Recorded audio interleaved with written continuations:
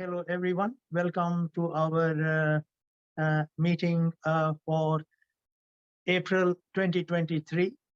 The topic that we have chosen for this particular meeting is the life and teachings of Rishi Master Beinsa Douno. And I have to pay my tribute and thanks to Neeruji. She has actually, very thoroughly actually prepared, the teachings of the sage. And hopefully we will get a good overview of the presence of the Rishi Master Beinsa Douno, in our times. So just to give a brief overview, the Rishi Master Beinsa Douno was born on 11th of July, 1864, uh, in a small village. Previously, it was called Durcha. Now it's got a new name. It's a small village near Varna in Bulgaria. On 7th of March 1897, he had a spiritual experience, you see, a spiritual awakening where he came in touch with the spiritual hierarchy. And, they say like the heavens actually opened up to him and he was given the name Beinsa Douno rather than his original name, birth name of Peter. So Beinsa actually means the one who brings good knowledge to the world. So from there, actually, his mission started. Now, what used to happen with the Rishi was that in the night time, you see, he used to be in touch with the beings of light and the hierarchy. And these beings of light and whatever the hierarchy is would communicate the knowledge to him. And next day, he will stand somewhere or he'll be sitting somewhere or wherever the occasion is, he will actually start talking, and he just kept on talking and talking. So he has given a total of over 7,000 lectures, which cover almost every facet of human life. But what we have to look at is that, you see, the main purpose why the master came on earth was that now we are in a period of transition.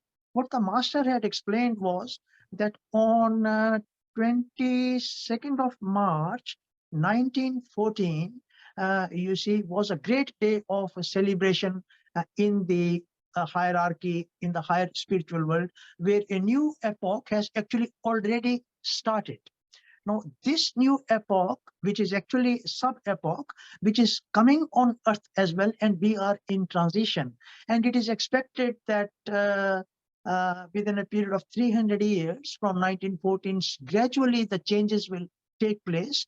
And in 2160 years, counting from 14th of March 1914, 22nd of March 1914, we count 2,160 years, and the sixth root race. See, ours is the fifth root race. The sixth root race will be fully established, on earth.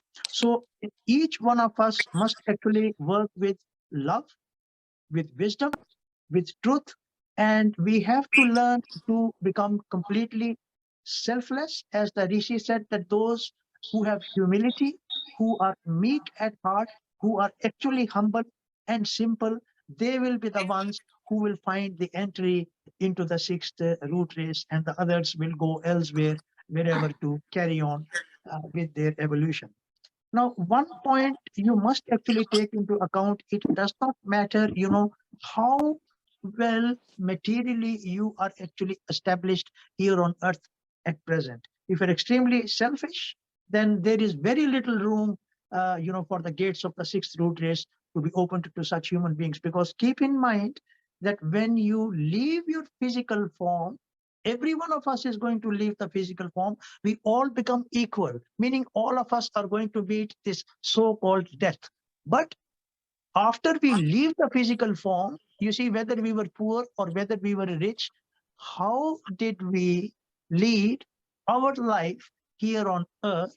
What did we actually undertake? What preparatory work was undertaken to, work under that triangle of love, wisdom, and truth. That will actually determine our future. So just very briefly, just at a personal level, how is it that my interest has developed in the Rishi, or I'm propagating his teachings? Because in 1993, the Rishi actually appeared to me, and since then has been constantly appearing. And the bulk of his guidance was till about 2018, 2019. So that's basically the connection between myself and the Rishi. So just wrapping up, at the age of 80, on 27th of December 1944, the Rishi Master Beinsa Douno left his physical form as his mission was over. And his last words were very beautiful, actually, that a small work for God has been undertaken. Okay, so with these few introductory words about the Rishi, I would request Neeruji to please take over. Thank you, Neeruji. Thank you, Anilji. Thanks to the grace. I feel full of gratitude for the opportunity to be here and for the guidance of Sage Ramana, Rishi Master Beinsa Douno, Pujya Anilji, and the devotees who have helped me in my quest for the truth. Today, I'm honored to speak about the life and teachings of the great spiritual teacher, Rishi Master Beinsa Douno, who dedicated his life to spreading the message of love, peace, and spiritual enlightenment. His teachings have inspired countless individuals worldwide, and his legacy continues. Join me in delving into the life and teachings of this remarkable spiritual leader. And I thank Rajivji for his help moving the slides. So please, can we go to the next one? Thanks. So let's take a look at the biography of Rishi Master Beinsa Douno. He was born on 11th of July, 1864, in a small village of Nikolaevka in the Varna region of Bulgaria. Beinsa's father was a Bulgarian Orthodox priest, and the family atmosphere was deeply religious. Beinsa Douno means the one who brings good through the word, as Anilji has also explained earlier. His other name was Peter, which means a foundation stone. Douno received his primary education in his village and later attended high school in Varna. He then studied theology and medicine in the United States and Switzerland. While studying in the US, Douno experienced a profound spiritual awakening that led him to explore various spiritual traditions and seek out spiritual teachers. Can we go to the next? So in 1895, Douno returned to Bulgaria after his studies, but he refused to become a Methodist preacher or an Orthodox priest. He preferred to spend his time in meditation and seclusion. Around that time, he published the book, Science and Education. Then he did systematic studies of phrenology of Bulgarian people. So phrenology is a process that involves observing and feeling the skull to determine an individual's psychological attributes. So it involves measuring bumps on the skull to predict mental traits based on the belief that the brain is the organ of the mind. In 1897, Douno had a mystical experience that revealed his spiritual mission to him. Following that, Douno founded the Universal White Brotherhood, a spiritual movement that emphasizes the unity of all religions and the universal spiritual practices, principles that underlie them. Next. Douno began sharing his spiritual teachings and practices through public lectures and gatherings. According to the tradition of the Universal White Brotherhood, Master Douno summoned his first 3 disciples in 1900 in Varna during the first gathering of the Brotherhood. This gathering was an important moment in the history of the Universal White Brotherhood, as it marked the beginning of the mission to spread spiritual teachings and help people in their quest for spiritual growth. The disciples who were present at this gathering were said to have been chosen by Beinsa based on their spiritual readiness and their willingness to dedicate themselves to the path of spiritual development. These 3 disciples were considered the first members of the Universal White Brotherhood and were instrumental in spreading the teachings to others. Beinsa moved to Sofia in 1904. Soon he gained a reputation as a spiritual teacher and began attracting more disciples. The White Brotherhood proliferated and became a major force in Bulgaria. In 1922, a school of the Universal White Brotherhood was also opened in Sofia. Next, please. Thank you. Then the year 1927, it's very significant in the history of the Universal White Brotherhood, as it was the year that Master established a spiritual center in the Rila Mountains of Bulgaria to serve as a center for spiritual study and practice for the members. Master named the complex as Izgrev, which means sunrise in Bulgarian.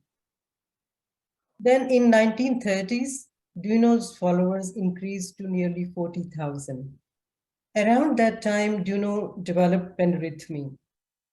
Penrhythmy means a circle dance, which Master referred to as the supreme cosmic rhythm. Through this dance, people are able to harmonize with the rhythms of the universe. Douno began taking his disciples to the Rila Mountains for penrhythmy. He wrote extensively on spiritual topics and gave numerous lectures and talks throughout his life. A total of 184 books containing his lectures and musical works were published from 1896 to 1948. His teachings emphasize the spiritual potential of every individual and the importance of living a life of love, service, and spiritual practice. Next.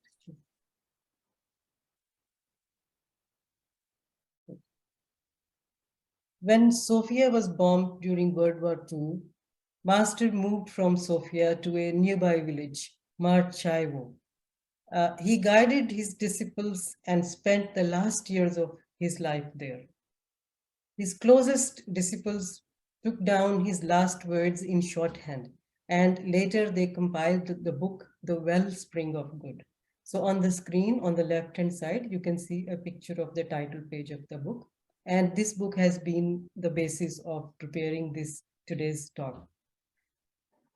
Because the book includes Master's insightful views on spiritual advancement, well-being and health, music and movements, means penrhythmy, education and children, and the fundamental laws of human life.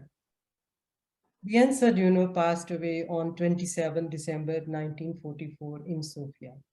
With his last words, a small task has been accomplished for God.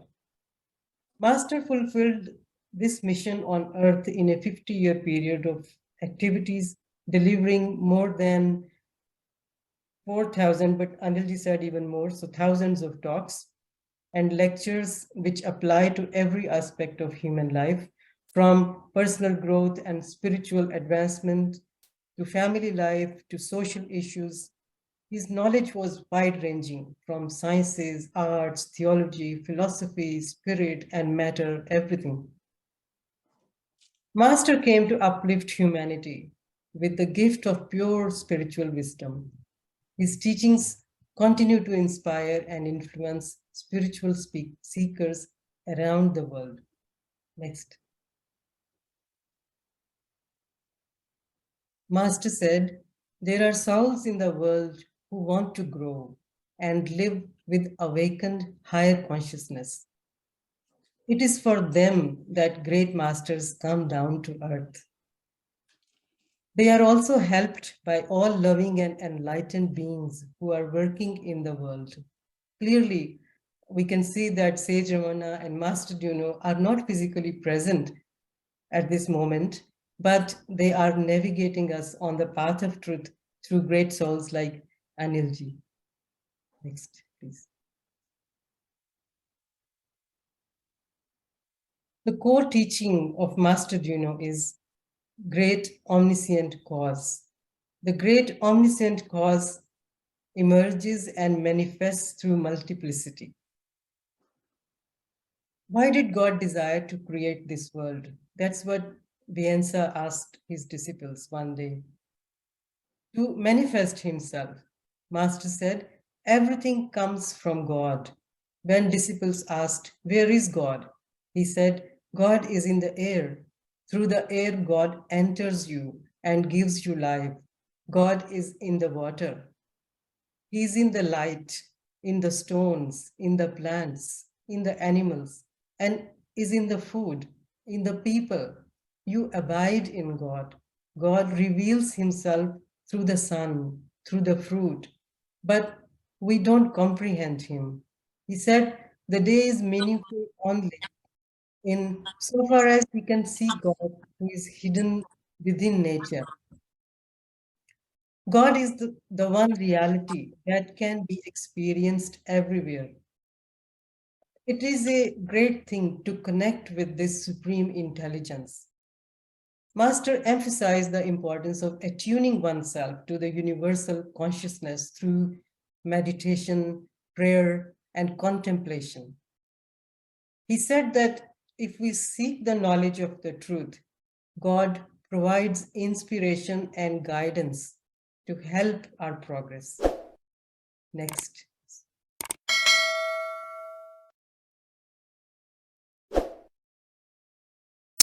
Yeah, thanks.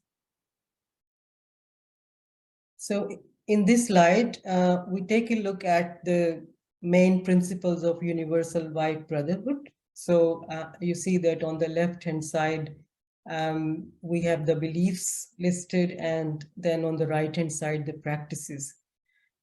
Now, the significance of white in the name of the Universal White Brotherhood. So what this word white means, just like white color is the synthesis of all colors, likewise, Universal White Brotherhood embraces all human beings without exception, inviting them to realize a fraternal, harmonious life on earth, respecting every race, every religion, and every nationality. The beliefs of the Brotherhood, which are on the left-hand side of the slide, so they are solar centrism, brotherhood, human duality, divinity of art, spiritual effort, and appearance. The practices on the right-hand side are meditation, music and singing, eating in silence, respiration, exercise for inner request, and penrhythming.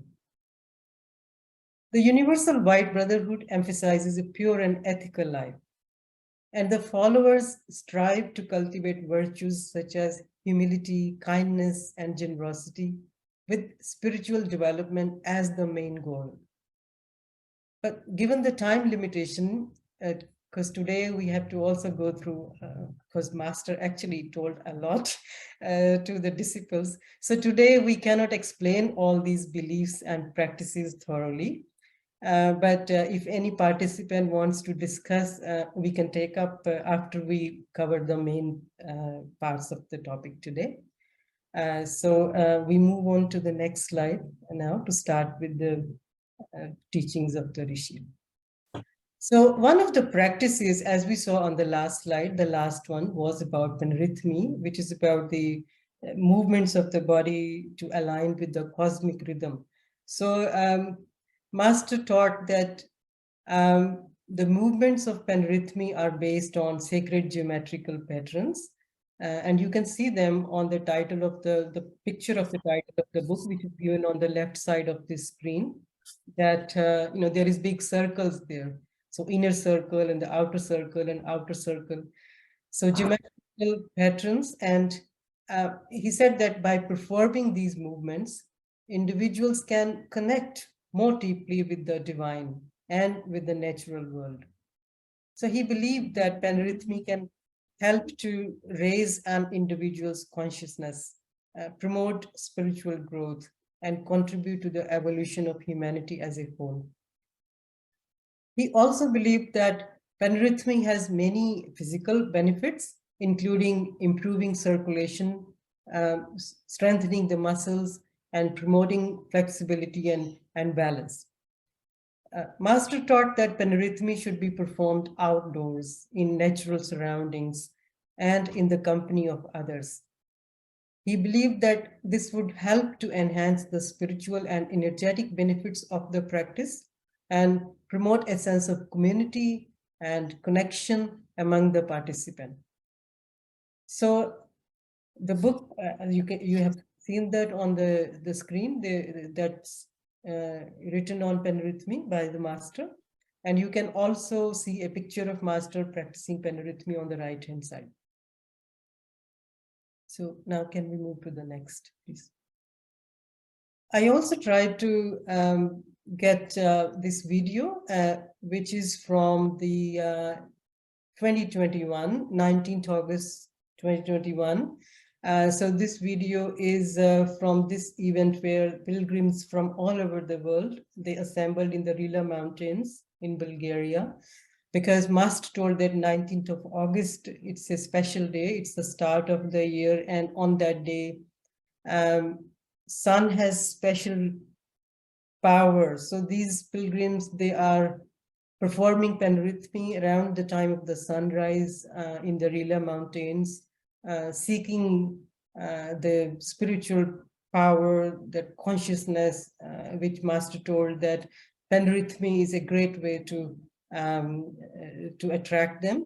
But there is some problem with the Zoom that we can't, let's try to play. Let's see if it, how much we can see in it. And yeah.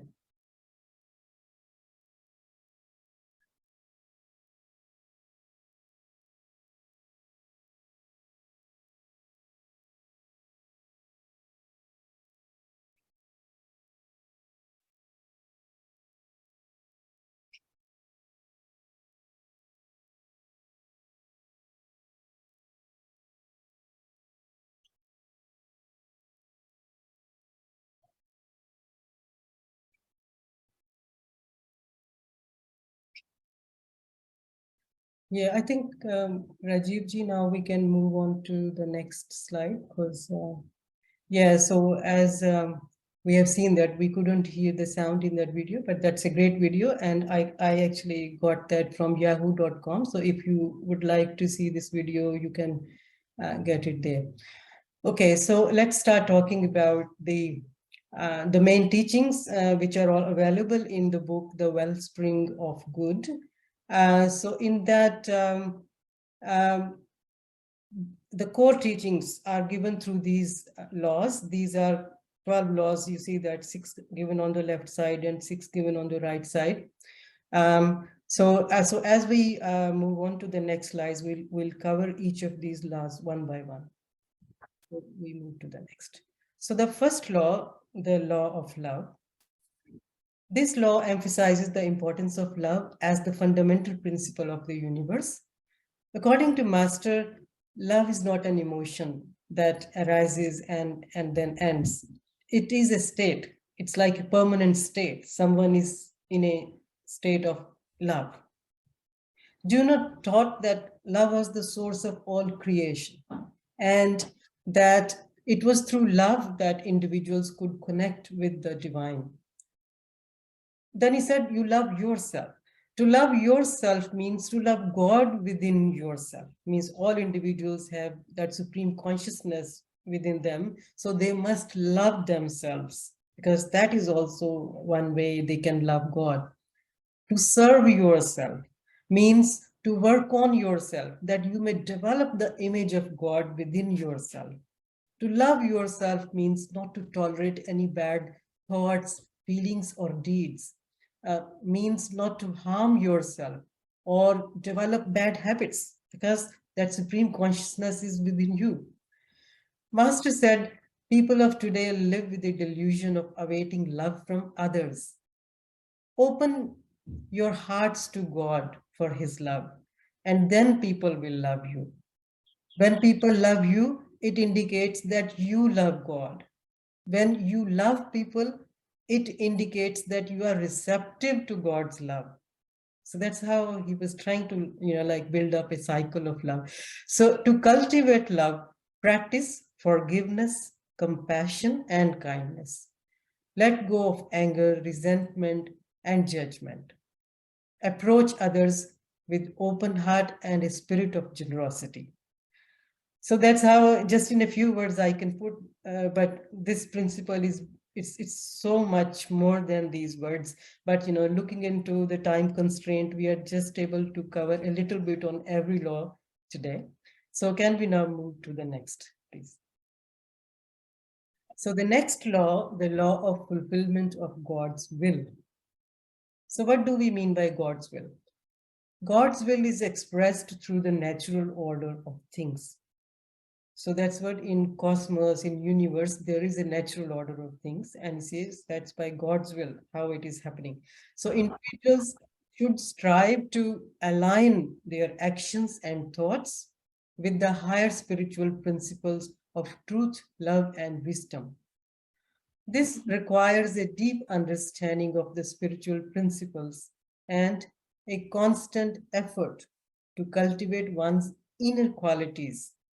So when you work for God, you become receptive of those forces which all the cosmos emits.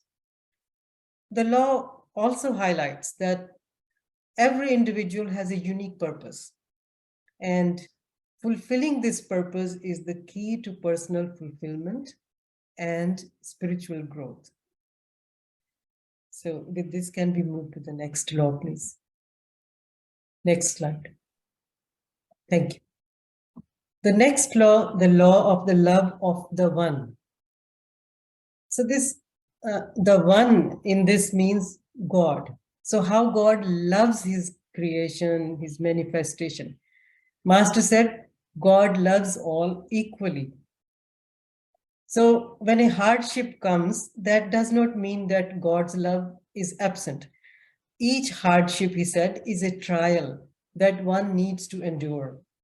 As a result of the suffering, he said that it has a impact on our body, especially on the brain. So as a result of the suffering, the matter of the brain will become more and more refined. At the end of the suffering, awareness comes, means the individual, the seeker, builds his spiritual muscle. You become more aware of the supreme consciousness after you have suffered. Human suffering is similar to cultivation through which the new culture is shown in human souls. So ordinary people suffer and they become embittered, whereas great ones suffer and progress. One day, when you complete your development, you will thank God for all the misfortunes in your life. That's such a great law about accepting everything that comes in our life, ups and downs, good or bad. So with this, can we move to the next law, please?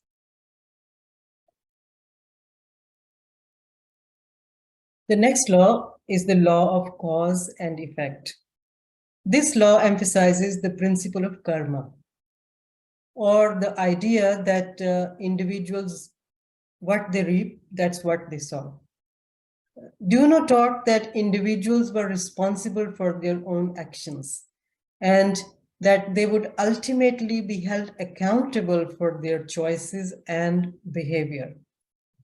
Nature allows us to do what we want, but after that, she will teach a good lesson. Let's say that someone is at the bottom of an inverted cone. So he gave a very good example of this to explain to disciples that someone is at the bottom of an inverted cone. So within this cone, a fruit tree grows upward. So if one should want to throw a stone to shake down some fruit, the stone will fall upon that person's head. So everything that a person does, good or bad, ultimately it returns to him. That's what the essence of the law of cause and effect is. So we move to the next law. Thanks. The law of harmony. Master Douno believed that true harmony comes from a balance of the physical, emotional, and spiritual aspects of the self.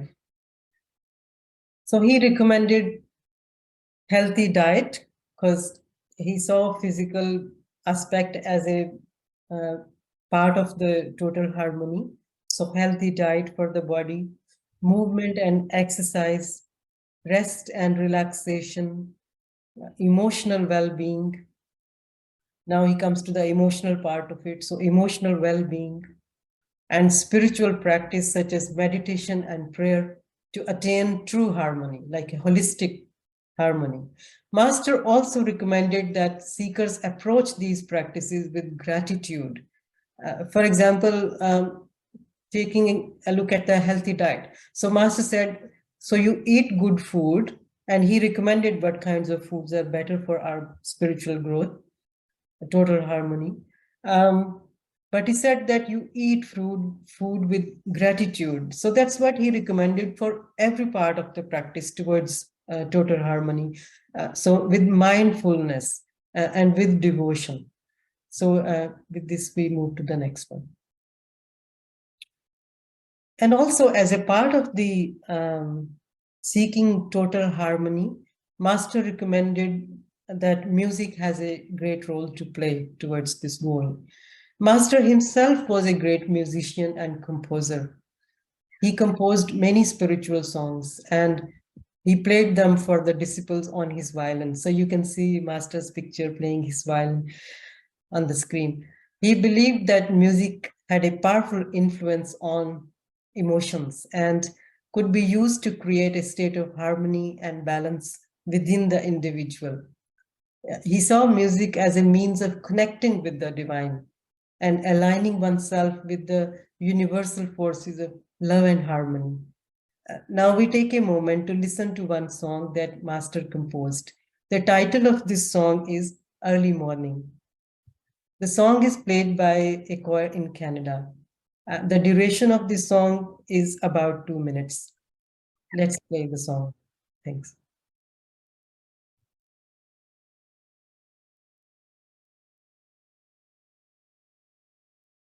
Rajiv ji, please, can we play the song? No?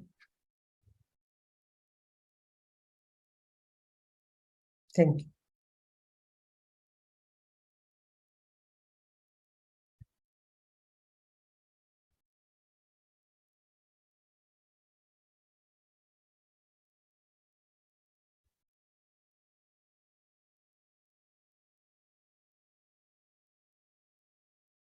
The sound is not coming, Rajiv ji. Yeah. Probably.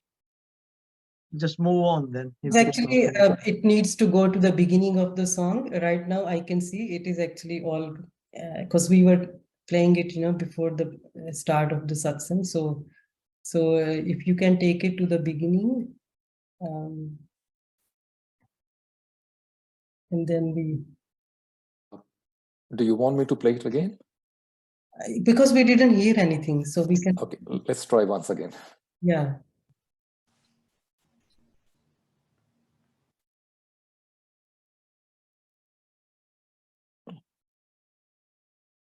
It's not playing.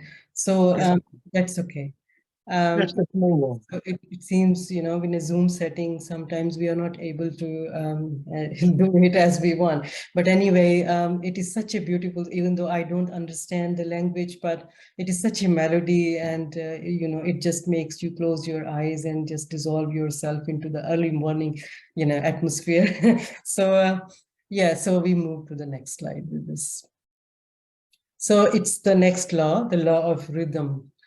This law emphasizes the cyclical nature of life and the need for individuals to embrace change and transformation. Douno taught that everything in the universe operated in cycles. So every cycle has an up and then, you know, down. So it's in ups and downs and in a rhythmical pattern. So individuals needed to learn to flow with these cycles in order to achieve greater harmony and growth. One must accept that everything in life has a beginning and as an end, and every end marks a new beginning.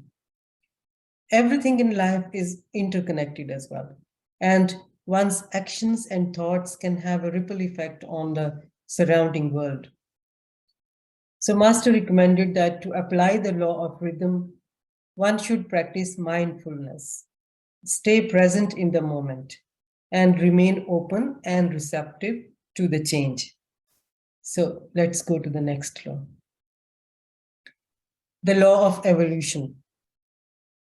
This law emphasizes the need for individuals to continually evolve and progress towards higher level of consciousness, which means connection with the divine. Master's book, Child of the Universe, the title page, the picture of the title page given on the right-hand side of the screen,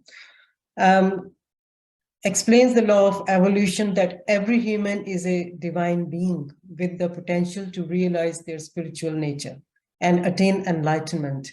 The purpose of life is to recognize the inner divinity and live in accordance with its principles. Evolution is a gradual process, and one should be patient and persistent in their spiritual growth. Then he said, evolution is not limited to one lifetime, but it's a continual process that extends beyond the physical life. Master recommended that to apply the law of evolution, one should strive to cultivate qualities such as love, compassion, and wisdom, and be open to learning and growth in all aspects of life.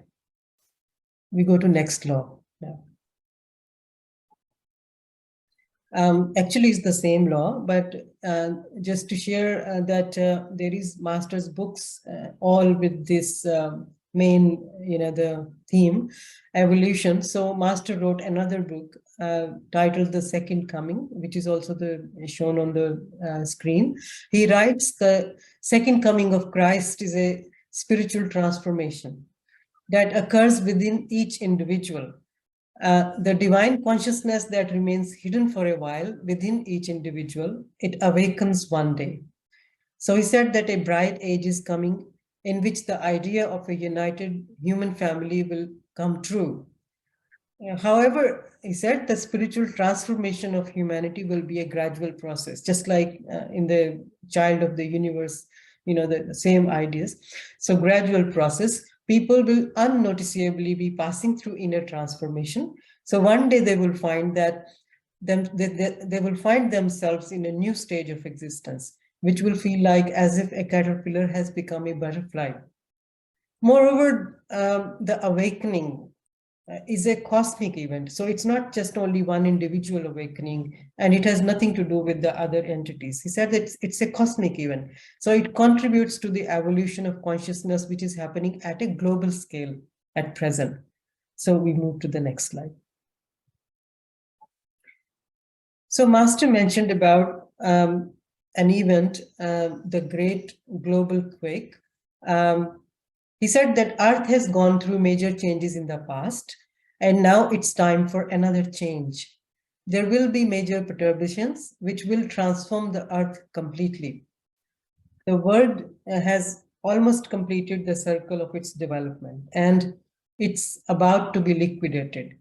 So a new age is dawning, and in which new things will be created. So he said that changes in the sun are happening. So they will happen to such an extent that they will affect the earth. A large spot will appear on the sun, and people would be able to see that with unarmed eye. So with naked eye, it will be visible. The spot will cause a great magnetic wave, which will shake the earth, leading to the great global quake, which will last for 45 days, which will put an end to earth. This earth will be transformed and new continents will be created. He believed that the great global quake would be a profound spiritual event that would shake humanity out of its current state of spiritual slumber and awaken people to the deeper realities of existence. He saw this event as a necessary step towards the evolution of humanity, towards a more spiritually enlightened and harmonious existence. Master taught that the great global quake would involve a radical transformation of the current social, economic, and political systems, which he saw as being rooted in materialism and egoism. So he believed that this transformation would be guided by spiritual forces that would help humanity to reconnect with the divine and with the natural world. The great global quake would involve a period of intense upheaval and change, but it would ultimately lead to a new era of spiritual awakening and enlightenment. He believed that this event would be a catalyst for the emergence of the sixth root race, which he saw as a more spiritually advanced stage in the evolution of humanity. So now on the next slide, we take a look at what actually we mean by the sixth root race, even though there is only a few words that we can share right now in this meeting. So Master saw the sixth root race as a future stage in the evolution of humanity, following the current fifth root race. He believed that the sixth root race will be distinguished by its higher consciousness and greater spiritual awareness. It will be characterized by a deep connection to nature and a profound understanding of the interconnectedness of all things. Humanity will transcend the limitations of the ego and move towards a more harmonious and spiritually enlightened existence. In order for one to be able to participate in the new creation, this transformation, one must be in harmony with the entire cosmos. One has to have a proper notion of God to understand its essential nature, which means not at the conceptual level, but at the level of what really it is. The new culture requires people to be free from selfishness and judgment. Master said that the members of the sixth race will be a transition between humans and angels. Everybody will be a visionary. Everybody will be filled with love, and they will be dematerialized. Their bodies will radiate light. They will give more and take less. So just with a few words on sixth root race, we now move to the next slide, of course. So our next law, Master told us, that is the law of thought. Thoughts, he said, are so powerful. They have the ability to create one's reality.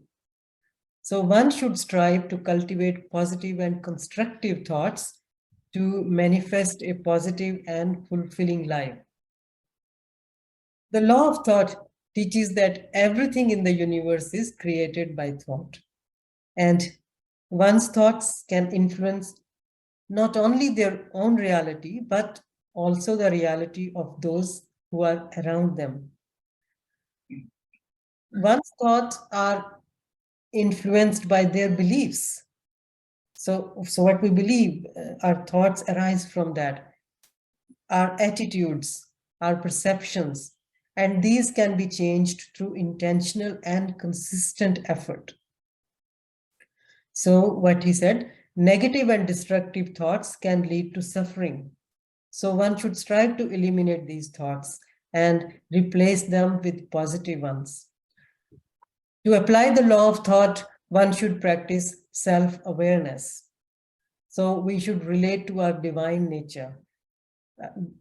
Master told us that we have two aspects in our nature. One is our human nature, which consists of physical and etheric body, our astral body, mental body, and our divine nature that consists of a causal body, Buddhic body, and atomic body. So to be more aware of our divine nature means the higher bodies. Then he recommended self-reflection, self-improvement, and strive to align their thoughts with their highest self and divine principles. So we go to the next law, which is the law of the whole and the parts. So everything in the universe is made up of both a whole, means the entire, and then its individual parts. And the two are interconnected and interdependent. So individual beings may appear to be separate, but in reality, everyone is connected with others through the consciousness. The law of the whole and the parts teaches that each part contributes to the whole and is essential to its functioning and well-being. One must recognize and honor both the whole and its parts to achieve balance and harmony in life. The law of the whole and the parts also emphasizes the importance of recognizing and honoring the unique contributions and value of each individual, because parts, they are equally valuable as the whole. The whole can influence and transform the parts, and the parts can influence and transform the whole. So how do we apply this law on ourselves? To apply the law of the whole and the parts, one should strive to see the interconnectedness of all things and recognize the value and contribution of each individual part. So we move to the next slide, please. Thank you. And that takes us to the law of receiving and giving. Giving and receiving are two sides of the same coin, and one cannot exist without the other. So giving should be done without the expectation of return. One should strive to give generously and receive gratefully and honor the reciprocity of the universe. So one should practice generosity, gratitude, and compassion and strive to create a positive and uplifting impact on others and the world. So let's go to the next law now.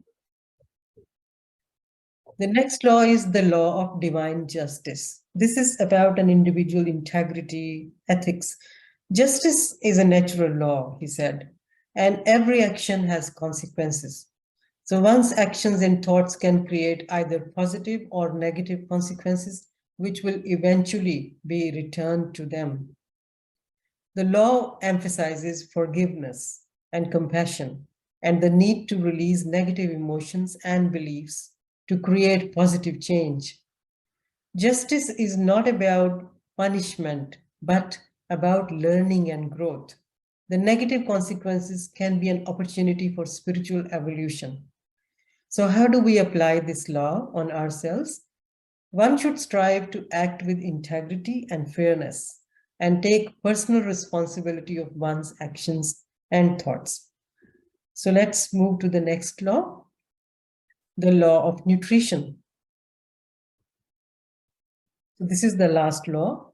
The law of nutrition emphasizes the importance of balance and moderation in one's diet and the need to listen to one's body's natural cues and needs.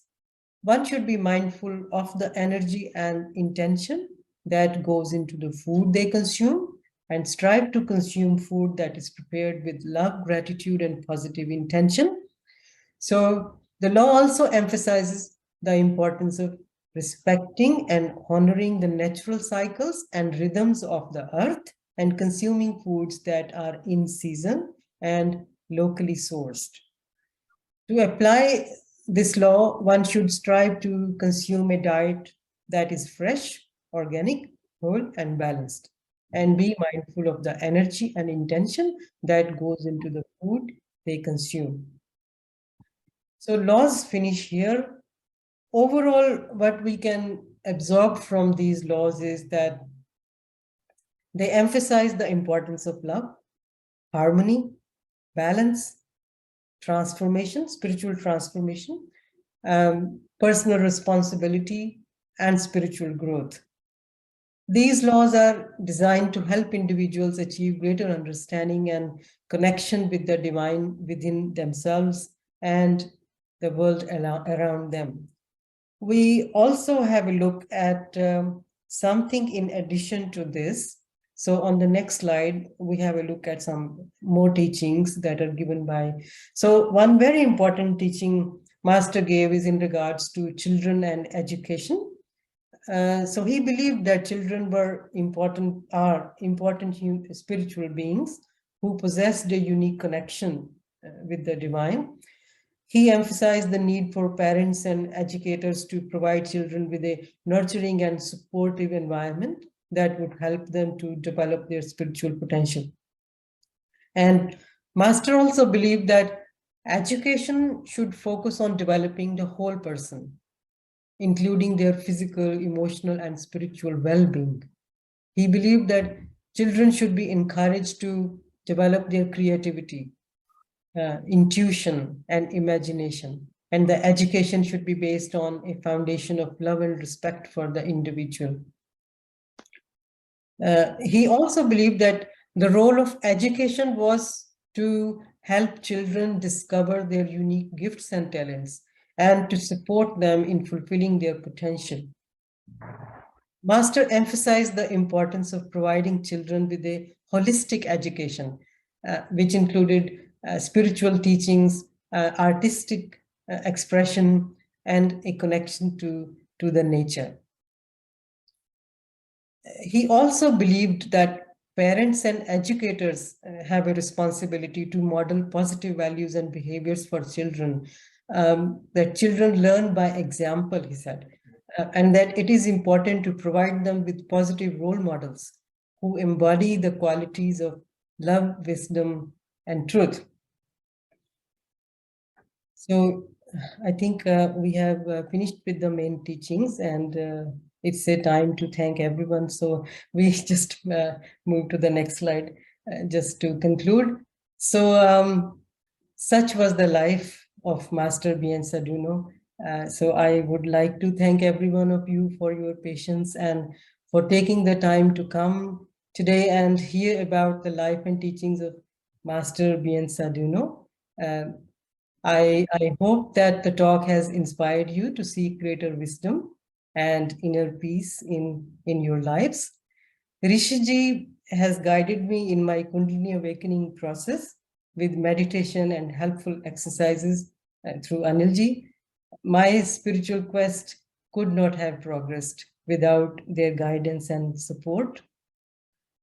While preparing for this talk, I learned so much about Master Rishi Beinsa Douno, and I am grateful to Anilji for providing the links to Rishi's books. If I have not conveyed Rishi's teachings properly, I humbly beg Rishiji's and Anilji's pardon. I would also like to express my appreciation for Vijayji's feedback and Rajivji's assistance moving the slides during the presentation. Thank you all. Thanks. Thank you. Thank you, Niruji. That was a beautiful presentation.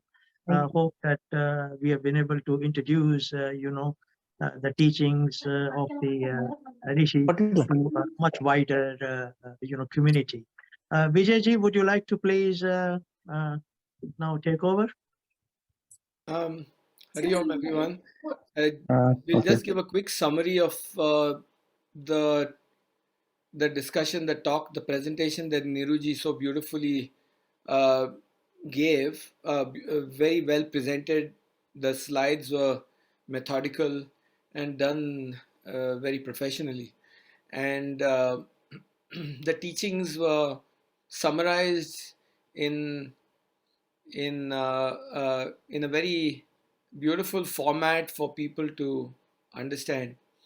So Master Beinsa Douno, as Neeruji has said, and this is just a short summary, after which I will invite Anilji to talk further because of his experiences over more than uh, 25, 30 years with the Master.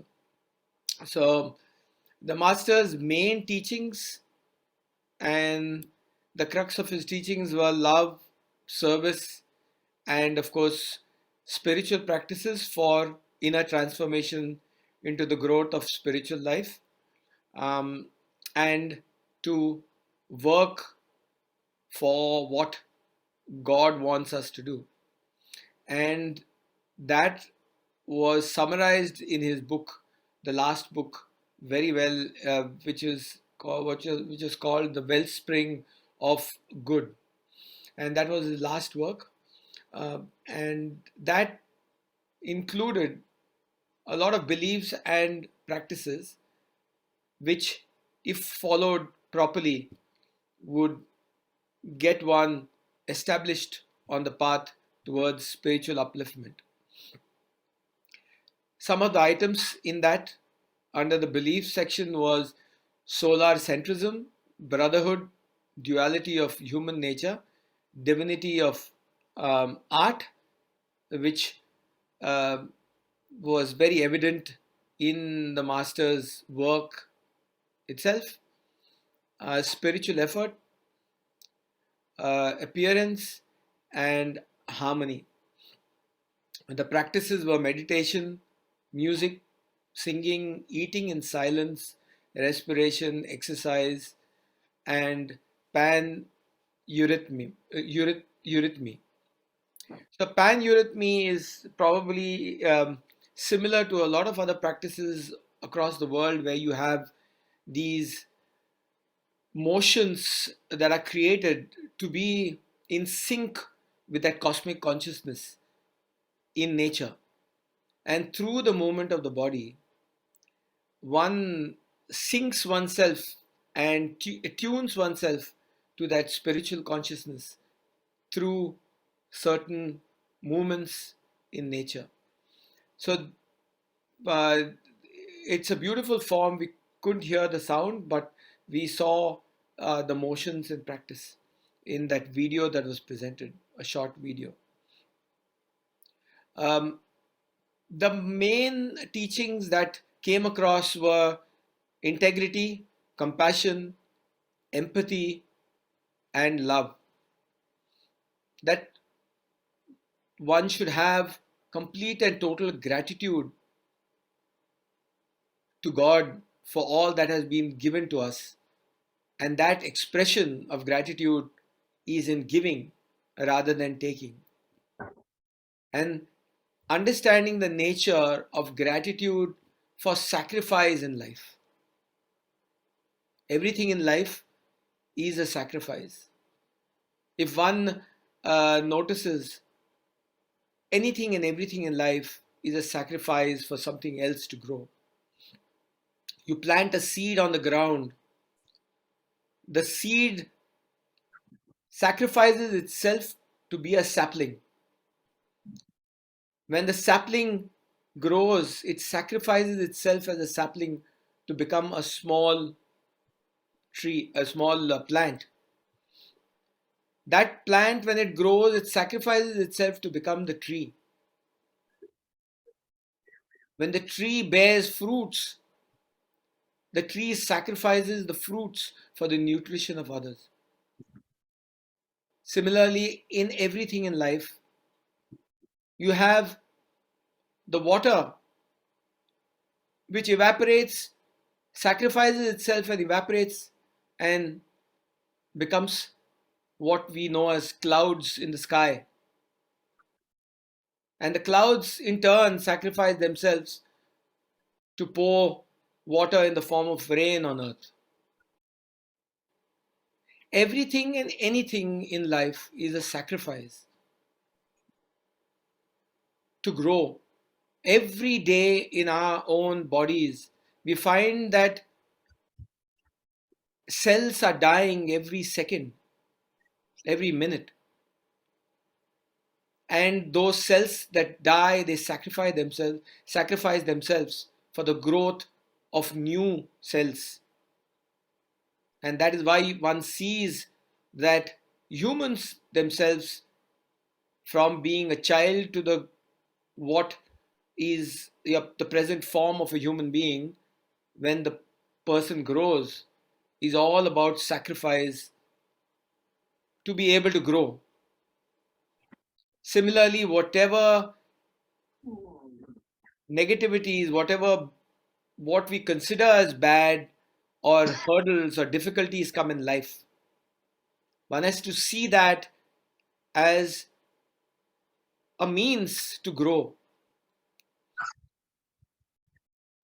and not uh, you know fall into a pool of self-pity, rather use that as a stepping stone to grow into higher spiritual life.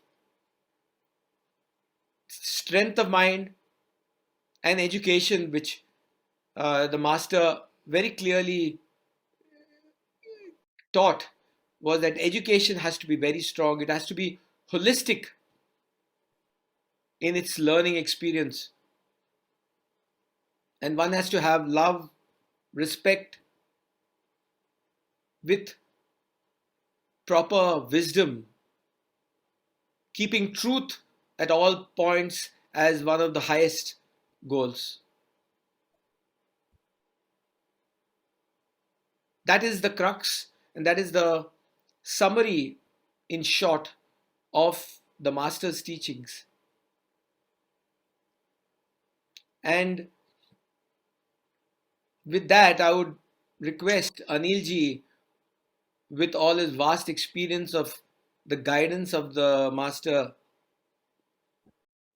uh, can give us more information and more in-depth teachings of the master which he was guided.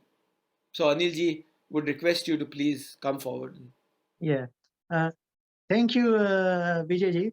I think the purpose for what today's discussion was actually set. Probably we have achieved that. It has given Neeruji has given a very good overview about the life of Rishi Master Beinsa Douno and his teachings. And going forward, we will take up the individual teachings. Like the great global quake and some of his main lectures. I do undertake with many of the spiritual students that I guide on a one-to-one basis, about the teachings of the Rishi. But if anyone is really interested, sometime I think it's about 2 years ago, the Rishi had actually asked me to start a website giving his main teachings. So, when I send out the reminders to everyone, the email which comes out has got a link actually at the bottom, and it is absolute-happiness.com. That is the website. So if you go to that website, you can go via that email that I send out. In that, there is the teachings of Rishi Master Beinsa Douno.